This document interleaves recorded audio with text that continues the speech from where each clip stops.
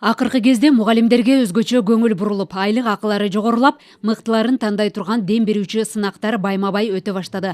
Бүгүн да мугалимдердин кесиптик майрамын утурлай Бишкек шаарындагы мектептер арасында өткөн сынактын жыйынтыгы чыкты. Да, сегодня мы проводим традицию. Жалпы болуп шаардык мэрия мугалимдердин сынагы үчүн 2 миллион сом байге фондун бекиткен. Атайын комиссиялар карап чыгып, сынактын катышуучуларынын эмгеги кылдат электенип, мыктылары тандалып алынды.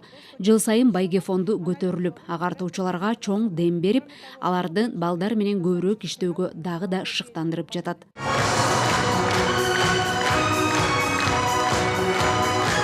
Жеңишке жетишкен агартуучулар 150 миң, 130 миң жана 100 миң сомдон акчалай сыйлыктарын, ошондой эле мэриянын ардак грамотасын, ыраазычылык кат, кол сааттарын алды. Сынакка жалпысынан Бишкек шаарындагы 103 мектептин бардыгы катышкан. Мыкты мугалим, мыкты жаш мугалим, мыкты класс жетекчи номинацияларында бул мугалимдин иш орду, башкача айтканда иштеп жаткан кабинети каралат, алардын иш кагаздары каралат, андан сырткары ачык сабак беришет. Ошол ачык сабактын жыйынтыгы менен анан конкурстун жыйынтыгы чыгат. Ал эми мыкты статустук мектеп, мыкты мектепке чейинки билим берүү мекемеси, мыкты жалпы орто билим берүү мекемеси болсо, бул мектептин жалпы ишмердүүлүгү каралат. Жаз айларында башталган сынак алгач мектептер арасында өтүп, андан тандалып алынган мугалим тарбиячылар райондук деңгээлде күч сынашты.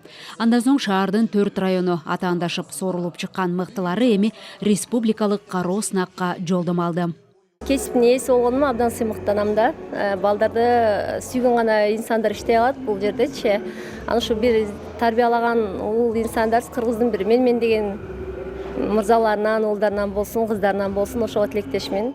Кесиптик майрамга карата уюштурулган иш-чаранын расмий бөлүгүнөн кийин келген мугалимдерге концерттик программа тартууланды. Элиза Нурматова, Руслан Сабатаров, Фалато 24.